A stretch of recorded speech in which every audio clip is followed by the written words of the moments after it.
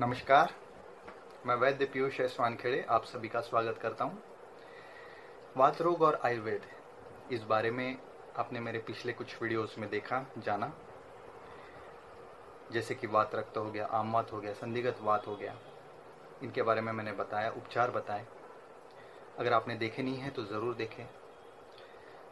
इस भाग में मैं आपको रीढ़ की हड्डी के प्रॉब्लम्स और उनके उपचार बताने वाला हूँ। आजकल देखा जाता है कि कमर दर्द और गर्दन दर्द यंगस्टर्स को भी हो रहा है। इसके पीछे का एक कारण भी है कि सब लोग बैठने का काम ज़्यादा कर रहे हैं, मोबाइल हाथ में लेके उसको गर्दन झुका के देखने का काम ज़्यादा हो रहा है। तो इस कंडीशन को सर्वाइकल स्पॉन्डिलोसिस बोलते हैं और आयुर्वेद में इसे मन्या स्तंभ के नाम से जाना जाता है। इसमें तकलीफ होती है कि गर्दन दर्द देती है, गर्दन जकड़ जाती है, सर दर्द रहता है, चक्कर आते हैं, टिमलिंग नमनेस रहता है। वो कभी कभी कंधे से लेके हाथ के उंगलियों तक भी रहता है। तो ऐसे कंडीशन में सबसे पहले अगर आयुर्वेद में चिकित्सा हम देखते हैं तो वो है नस्य चिकित्सा। औषध सिद्ध तेल दोनों नॉस्ट्रिल्स में 2-2 बूंदे या 3-3 बूंदे करके हम डालते हैं, तो इसका बहुत अच्छा इफेक्ट सर्वाइकल स्पॉन्डिलोसिस पर आता है। चक्कर आना, गर्दन दर्द देना या सूजन रहना, ये तुरंत 2 से 4 डोज में ही कम हो जाता है। इसके अलावा अगर तकलीफ ज़्यादा है तो हम पंचकर्म का एक पार्ट है मन्याबस्ती, इसे करते हैं। इसमें आटे का एक गोला बनाकर गर्दन पर उसमें कुनकुना किया हुआ तेल छोड़ते हैं, मेडिकेटेड तेल रहता है। तो तेल से और वो कुनकुना गर्माहट से वहाँ की मसल रिलैक्स होती है, दर्द कम होता है और सूजन कम होती है, चक्कर आना कम हो जाता है।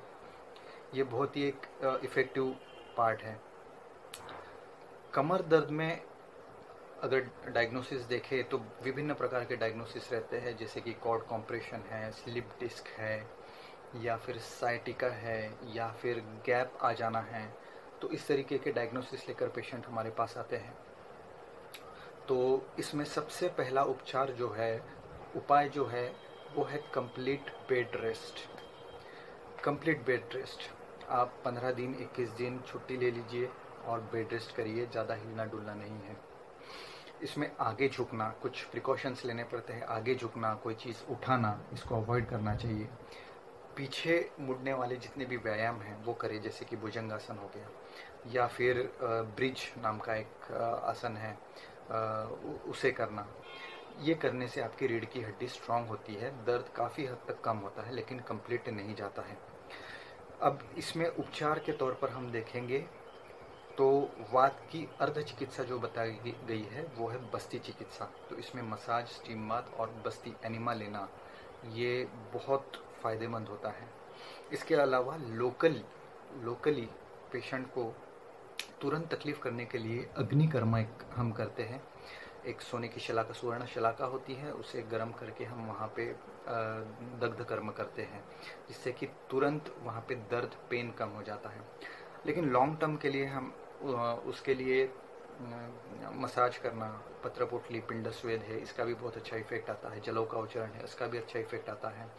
या तो फिर जैसे गर्दन पर हमने मन्या बस्ती की है, वैसे ही कटी बस्ती, आटे का गोला बनाकर उसमें तेल छोड़ना, यही कमर की जगह पे करना, इसको कटी बस्ती बोलते हैं। ये भी बहुत एक अच्छा उपाय है। आप इसको 7 दिन मिनिमम, या अगर क्रॉनिक है, तकलीफ ज़्यादा है, तो कम से कम 15 दिन आप अगर ये मसाज, स्टीम बाथ, बस्ती और कटी बस्ती करते हैं तो आप इस तकलीफ़ से छुटकारा पा सकते। और कटी बस्ती करते हैं तो आप इस तकलीफ़ से छुटकारा पा सकते हैं तुरंत में। ये 10-15 दिन में ही आपको 70-80% फ़ायदा हो जाता है। आगे 2-3 महीना आपको दवाई लेना है। परहेज़ करना आपको ज़रूरी है। परहेज़ कोई भी बात की ट्रीटमेंट या आयुर्वेदिक तकलीफ़ में आप अगर मेडिसिन ले रहे हैं तो आपको परहेज़ करना बहुत ज़रूरी होता है। परहेज़ में मैं जनरली 4 चीज़ें बताता हूँ। एक तो है खट्टी चीज़ें, दूसरा है तला हुआ मसालेदार, तीसरा है बेकरी प्रोडक्ट्स और चौथा है वात व्याधियों के लिए स्पेशली दालें जो होती हैं वो तुरंत वात बढ़ाती है। चना हो गया, मसूर हो गया, उड़द हो गया, उसमें भी दाल में अगर आप ले सकते हैं तो मूंग की दाल आप लीजिए, बाकी अवॉइड करिए। तुअर का दाल का पानी लीजिए। अगर ये आप वर्टिब्रल कॉलम्स स्ट्रॉन्ग रखने के लिए साथ में व्यायाम करते हैं, जो मैंने बताया आपको, भुजंगासन है या नौकासन है या चक्रासन है, पीछे मुड़ने वाले आप सभी व्यायाम कर सकते हैं। आगे नहीं मुड़ना है, आगे नहीं झुकना है, नहीं तो कमर और गर्दन का दर्द बढ़ता है। तो ये आप अगर करते हैं तो निश्चित ही आपको इससे छुटकारा मिलेगा। आयुर्वेद और पंचकर्म से ही आप वात रोग में आपको सफल इलाज मिल सकता है। नहीं तो पेशेंट्स बाकी जगहों पे घूमते रहता है, सालों साल घूमते रहता है, हरपैथी में जाता है, लेकिन उसे आराम नहीं मिलता। लेकिन आयुर्वेद में आपको इसका निश्चित परिणाम 3 से 4 महीने में दिख जाएगा। तो दोस्तों, ये वात रोगों पर और वात रोग और आयुर्वेद के बारे में मैंने थोड़ा बहुत संक्षिप्त में आपको बताने की कोशिश की है। आप ज़रूर इसका लाभ लें और आयुर्वेद में आपको निश्चित ही सफलता मिलेगी, आपकी तकलीफ़ें कम होंगी। Thank you. नमस्कार।